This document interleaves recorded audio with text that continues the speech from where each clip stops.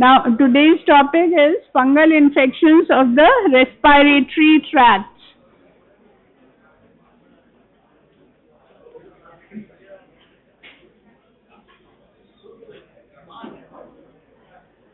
Now, will you please stop talking and laughing also?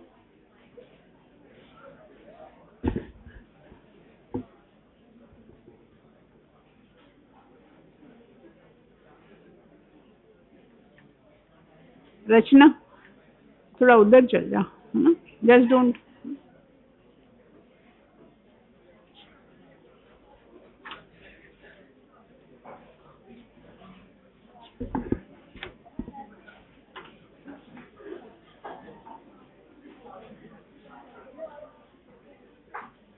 आगे भेज दे रचना, आगे भेज दे, आगे भेज दे. तुम लोग आगे बैठ जाओ, चलो. यस यू सब आगे बैठो, आगे बैठ जाओ, आगे बैठो.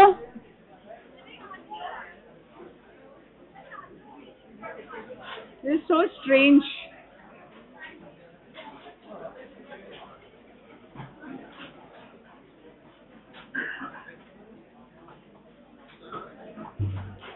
So, fungal infections of the respiratory tract may be opportunistic fungal infections. They are generally opportunistic. तुम लोग, why can't you spread out? कोई मतलब इतनी सर्दी है, what is the matter? Spread out.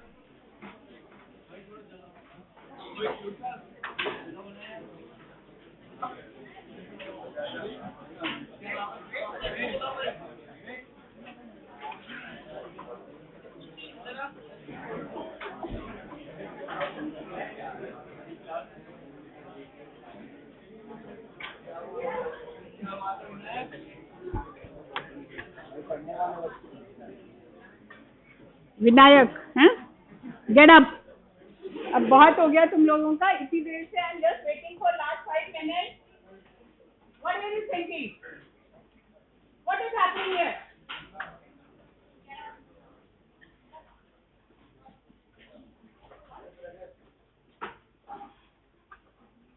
If I hear a single sound, I'll throw all of you out of the class.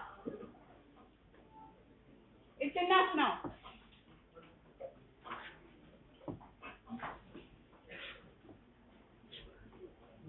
So, the opportunistic fungal infections are more common in respiratory tract, but the major respiratory tract infections are caused by pneumocystis, then zygomycosis, aspergillosis, and penicillium.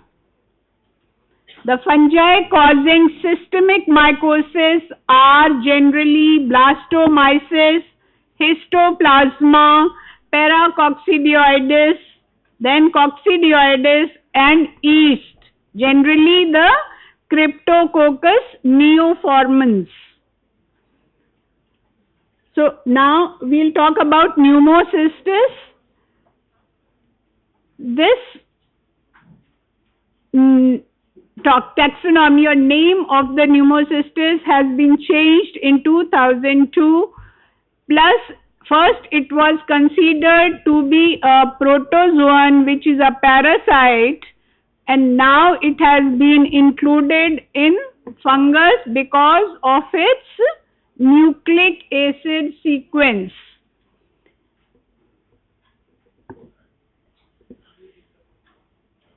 Now, pneumocystis has been named as Pneumocystis jervoisii.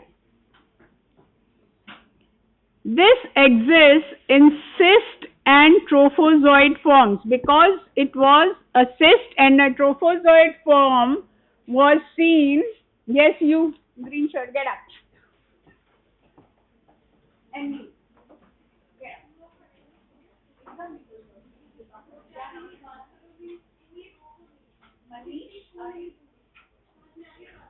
Roll number 2. Suman, Rachna, roll number 2.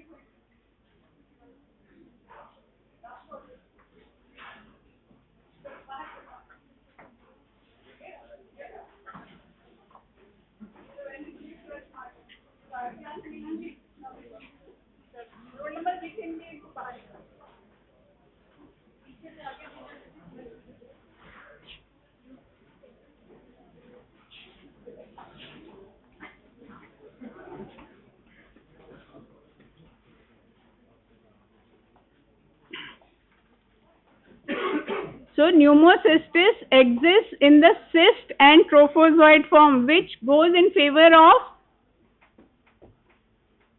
what does this go in favor of? Which organisms have a cyst and a trophozoite form? Does fungus have this? Do parasites have this?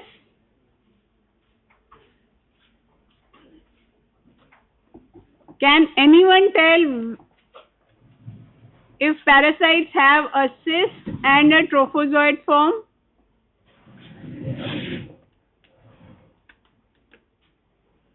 Chalo. Anyway, the cyst is found in the environment in human tissues, both cysts and trophozoites, which contain 4 to 8 sporozoites are found. Once inhaled, the cysts are carried to the lungs. They transform into trophozoite. The trophozoite induce inflammatory response, recruitment of plasma cells. Inflammatory response leads to the attraction of plasma cells. This leads to a frothy exudate. This is also known as plasma cell pneumonia, because most of the inflammatory cells in this infection are with plasma cells. इधर बैठो, हाथ हिलाते हुए, ना कोई pen है ना copy है ना, पता नहीं कहाँ पिकनिक पे से चले आ रहे हैं.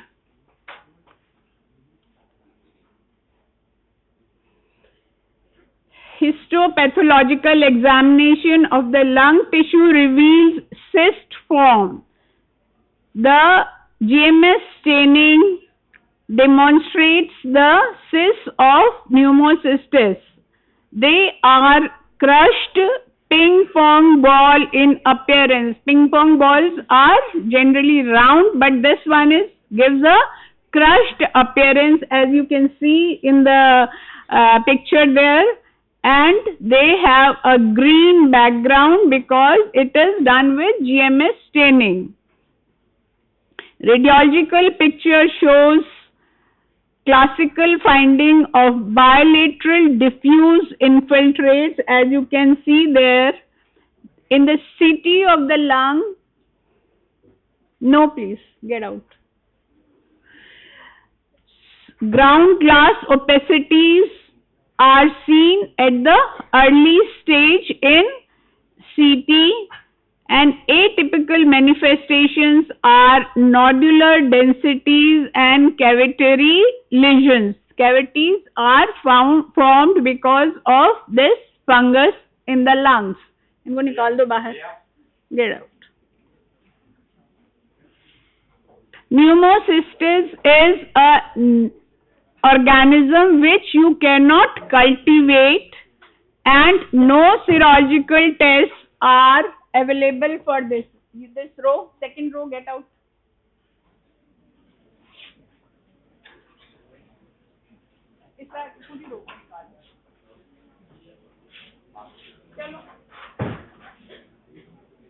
No, not allowed. बाहर चलो. कोई बात नहीं, सिर्फ नेक्स्ट टाइम अटेंड कर लेना, नेक्स्ट टाइम कर अटेंड कर लेना. ओके, गो. नहीं बेटा, इस बात की फिक्र पहले करनी चाहिए थी ना. तो एक्यूट एमआई आ रहा है, तो यहाँ क्लास में क्या कर रहा है पता ही नहीं. तो आ रहा है मतलब इसको अस्पताल में भर्ती कराओ, जल्दी जाओ. एक्यूट एमआई है इसको. गो get him admitted in the hospital. अच्छा जाओ. It is an organism which you cannot cultivate, and there are no serological tests available for this organism infection. Then PCR is there, by which you can detect the pneumocystic infection because of the specific genes which you can identify with the help of PCR. And detection of 1,3-beta D glucan in serum can also help you to diagnose pneumocystis infection. Otherwise, this beta 1,3 D glucan is generally used for aspergillosis. Then for treatment, cotrimoxazole is the drug of choice. This is given for 14 days in non-HIV patients and for 21 days in patients with HIV. Why I am speaking specially about HIV is that this disease is more common in immunocompromised state, and HIV is a predisposing factor for pneumocystis. This is also given as a prophylactic drug for patients who have HIV. The next infection which we see is zygomycosis. It is life-threatening infection with an aseptate fungi which belongs to the phylum Zygomycota. It has there are two orders. One is order Mucorales, which contains Rhizopus, Mucor and Absidia, which has been named as Listhemia lately. The second order, Entomothorales, has two organisms, Basidiobolus and Conidiobolus. For mucormycosis, I don't know if you remember, after COVID epidemic, there was a lot of hue and cry about mucor as a cause of infection in patients of COVID. So lately mucor has got a lot of importance and lot of studies are now going on this. The spores found are mostly in the environment. Transmission is by inhalation, inoculation, or very rarely by ingestion of spores. Fungus is generally not, oral route is not a route for fungal infections generally, but in this case at times ingestion of spores may cause infection with mucor. What is special about it is that spores and the mycelial forms both are angio-invasive. That would mean that they invade the blood vessels, and this leads to the spread of infection all over the body.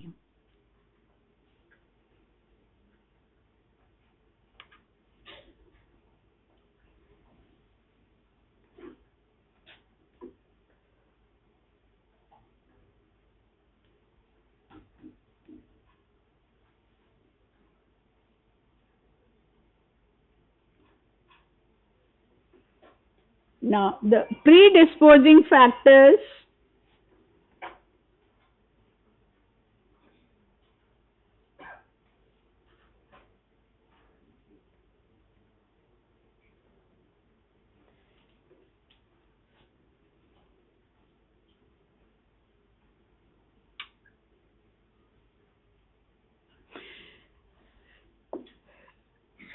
The predisposing factors for mucorales or mucormycosis are the conditions with increased iron load.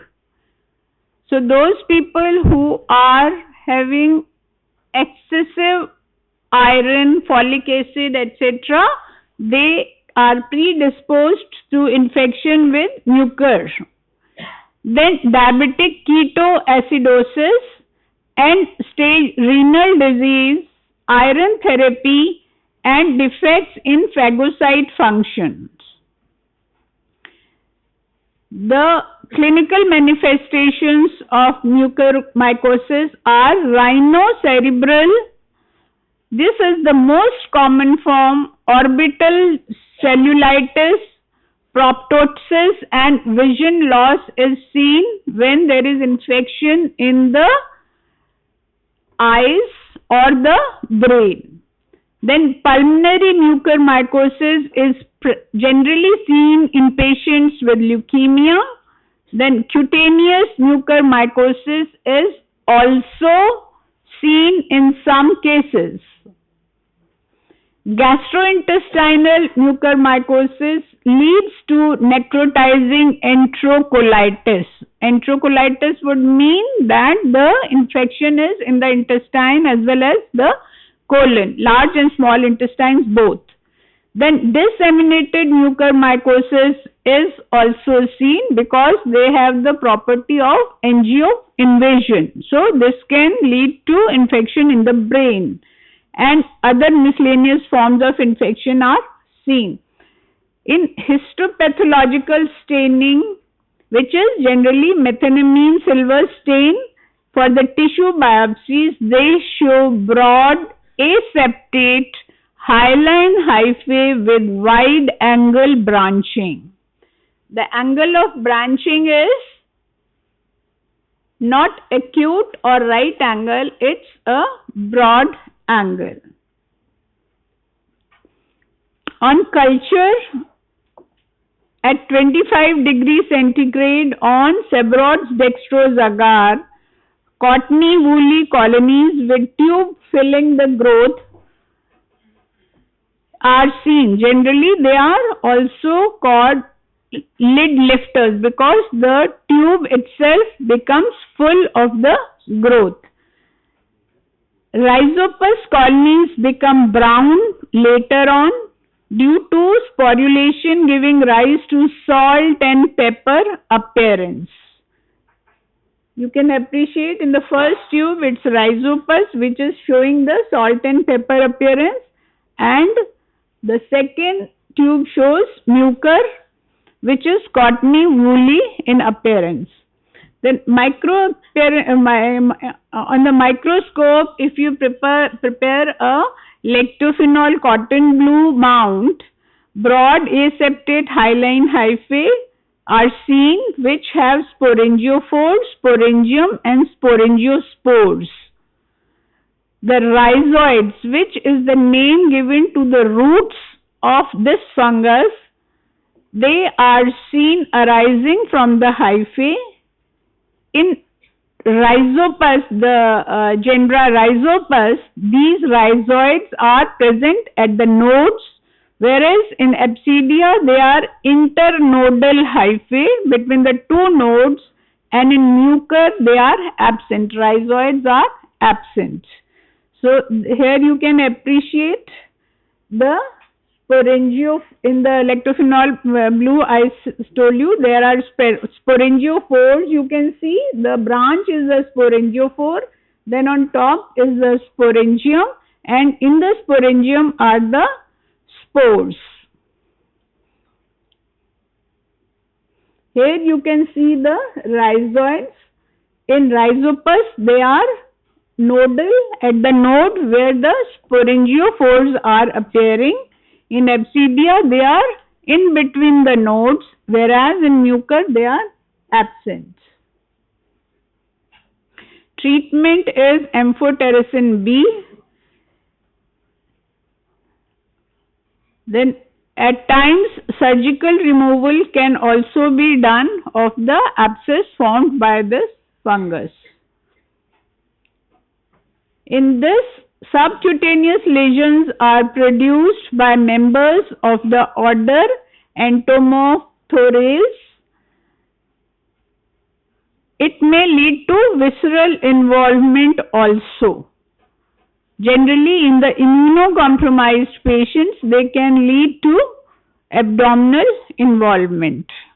Then aspergillosis, which is a very common fungus and contaminant in the environment, it can cause respiratory infection.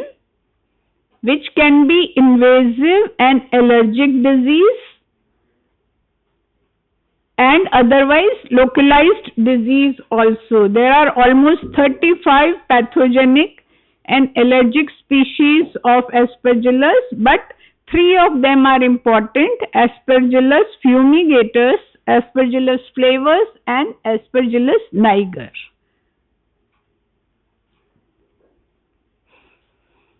Transmission is by inhalation of airborne conidia. Risk factors for aspergillosis are glucocorticoid use, which means the use of steroid, which decreases the immunity of a person. Then profound neutropenia. Neutropenia means decrease in, what does neutropenia mean? Yes, can you tell me? So, neutrophil dysfunction also. Either they are reduced in number or there is dysfunction of neutrophils. Both of them will lead to predisposing the person for Aspergillus infection. Then underlying pneumonia, chronic obstructive pulmonary disease, tuberculosis and sarcoidosis are also risk factors. Then anti-tumor necrosis factor therapy is also harmful to the patient in the way that it predisposes the person to fungal infections. The incubation period varies from as little as 2 days to almost 90 days. The most common form of pulmonary aspergillosis is allergic bronchopulmonary aspergillosis. This is the allergic form. The patient manifests in the form of allergies, but it can be a case of fungal infection.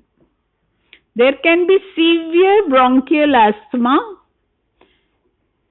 See, in allergic bronchopulmonary aspergillosis, I would like to bring to notice that in houses or rooms where there is lot of humidity and you can see fungus growing on the walls, in those places, if people are spending lot of time, they can have this type of allergic aspergillosis.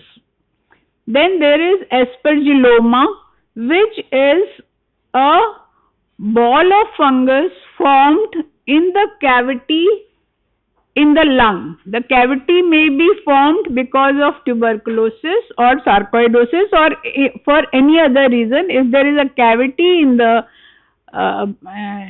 lung, then they can form aspergilloma. That acute angioinvasive pulmonary aspergillosis is also seen, and chronic cavitary pulmonary aspergillosis are also seen in few cases. Invasive sinusitis may also be caused, where the infection occurs in the nasal sinuses. Because in maxilla, in the sinuses, there is a lot of space. The sinuses have a lot of space, so fungal ball can also form in the maxilla. Then fungal allergic sinusitis can also be seen.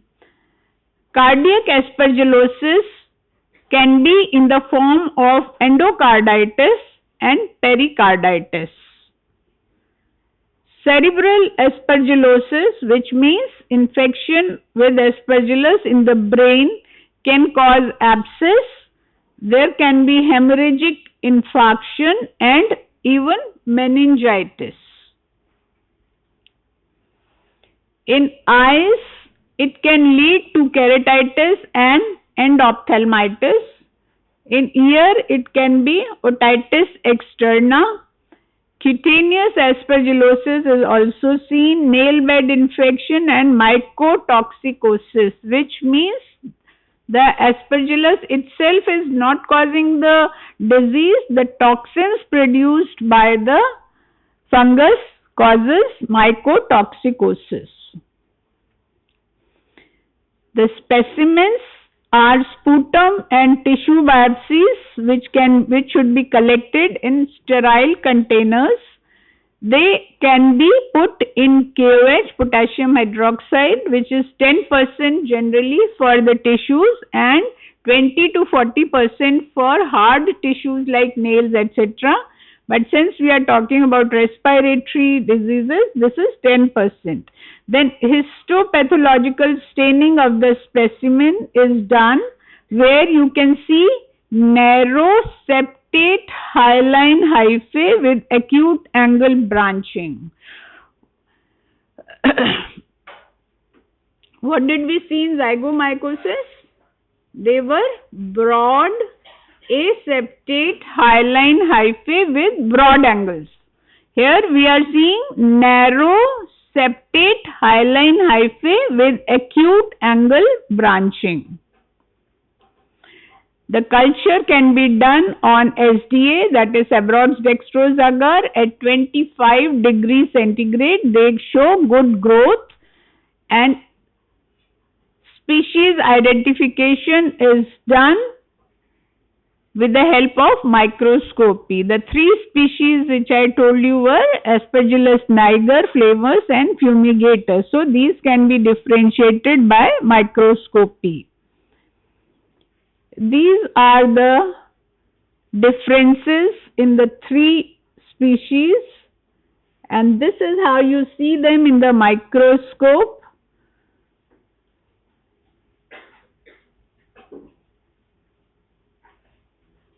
In fumigators, you can see that the phyllides are on the upper part. The vesicle is almost oblong. In flavors, you can see that the phyllides are on the upper 3/4 of the round the sporangium, and in niger these are colored and cover the whole round vesicle. This is the appearance on culture. Fumigators has green colonies, then Aspergillus flavus, and niger has black colonies. This is how they appear under the microscope. What I had shown in the animation slide, this is the actual picture. In the end, you can see that niger is black and covers the whole of the vesicle, whereas flavus has it only on the 3/4 of the vesicle, and fumigatus has phyllides only the upper part of the vesicle. Beta D glucan antigen assay can be done to diagnose this. This is a marker of invasive fungal infections. It is raised in most invasive fungal infection and aspergillosis also. Galactomannan antigen detection can also be done in the sera or urine of the patient by ELISA method. Antibodies can be detected where the culture is negative. In allergic syndromes, severe asthma, specific serum IgE levels are elevated. But in any allergic infection, IgE is elevated, so it is not very specific for aspergillosis. These are the different drugs: voriconazole, itraconazole, then itraconazole and voriconazole both, and posaconazole is also indicated for prophylaxis. Surgery can also be done. For infection with penicillium, which has almost 250 species and is found as a saprophyte in the environment. Penicillium marnifi is a dimorphic fungus, produces wart-like skin lesions. Generally, if there are skin lesions like wart, no one would suspect fungus. But Penicillium marnifi is known to cause this. Mycotoxicosis happens when toxins released by certain species of Penicillium cause the disease. In this, Penicillium verrucosum is very important. Penicillium can cause invasive disease, superficial disease as well as allergic disease.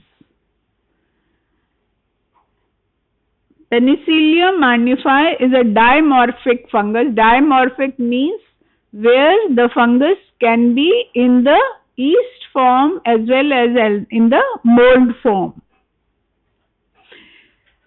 Other penicillia are generally molds, only molds. Marnifi is dimorphic, but otherwise other penicillium species are molds only. The colonies are rapid growing, flat, powdery texture and greenish in color. This is the microscopic appearance where the hyaline thin septate have conidiophores and its branches elongated medullae on top, flask-shaped phyllites which originate like chain of conidia which gives a brush-like appearance. Can you appreciate the appearance here? In Aspergillus, you could see the vesicle. Here there is no vesicle. They are coming out from the conidiophore itself. Then Cryptococcus.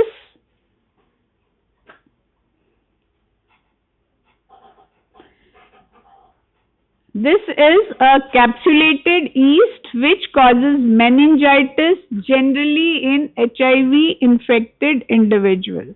For fungus, one thumb rule is decreased immunity of a person, look for fungal infections. So in HIV, all these fungal infections have become very important. This is acquired by inhalation route. In immunocompetent individuals, lungs exhibit a defense mechanism which is lost in immunocompromised state. So, pulmonary infection occurs first, followed by dissemination through blood to distant sites such as the central nervous system. I think with this, we'll finish these fungal infections.